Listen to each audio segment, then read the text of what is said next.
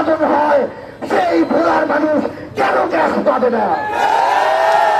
সেই ভোলা থেকে আমার স্পিড বোর্ডে হোক, লঞ্চে হোক, ফেরিতে হোক, একজন রোগী বরিশাল মেডিকেলে যেতে যেতে মারা যায়, সেই ভোলায় কেন মেডিকেল কলেজ হবে না?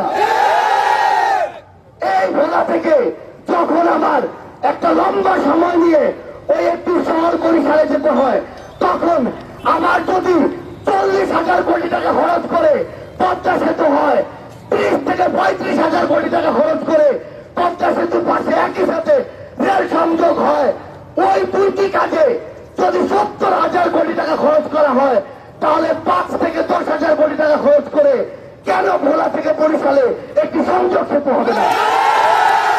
আমরা স্পষ্ট করে একাত্মতা ঘোষণা করছি আজকের এই মঞ্চ থেকে, এই সংযোগ যে সেতু সেটি বরিশালের একটি মেডিকেল কলেজ বরিশাল থেকে ভোলায় নিয়ে আসতে হবে এবং যেটি ভোলার মানুষকে নিরবিচ্ছিন্ন সহযোগিতা করবে।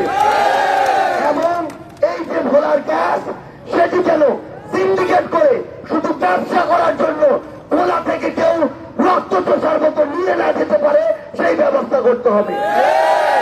আমার এই ভোলার সহযোদ্ধারা আমাদেরকে বলেছে, যারা আমার এই জসিম ভাই সহ আমার অসংখ্য ভাইকে রক্তাক্ত করেছে তাদেরকে বিচারের আওতায় নিয়ে আসতে হবে। ওই সময় যে এসপি এবং তার সাথে যে অফিসার কনস্টেবলরা আমার ভাইদের উপরে নির্বিচারে গুলি চালিয়েছে, তাদের শাস্তি যেন শুধুমাত্র বদলি না হয়। আমার ভোলার সহযোদ্ধারা আমাদেরকে বলেছে, এই বাংলাদেশে এতদিন ধরে এই যে অরাজকতা চলেছে, এই যে চাঁদাবাজি সিন্ডিকেট চলেছে, এগুলোর বিরুদ্ধে গিয়ে এই যে বিভিন্ন শ্রেণীর মানুষকে বিভিন্ন ভাবে সেবা দেওয়া হয়েছে, কাউকে স্যার বলেছে, কারোর সাথে তাসের মতো ব্যবহার করেছে, এই বৈষম্য বাংলাদেশ থেকে দূর করতে হবে।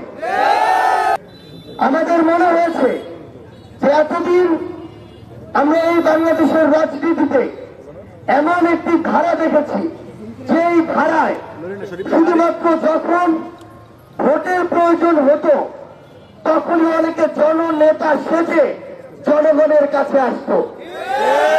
কিন্তু বিগত 16 বছরে খুনি হাসিনা সেই ভোটের প্রয়োজনীয়তাও রাখেননি, তাই কোন নেতাকে জনগণের কাছে আসতে হয়নি। কিন্তু আমরা মনে করি এই অভ্যুত্থানে আমরা ঐক্যবদ্ধ ভাবে হাতে হাত রেখে কাঁধে কাঁধ মিলিয়ে লড়াই করে স্বৈরাচারী খুনি হাসিনাকে দেশ ছাড়া করেছি।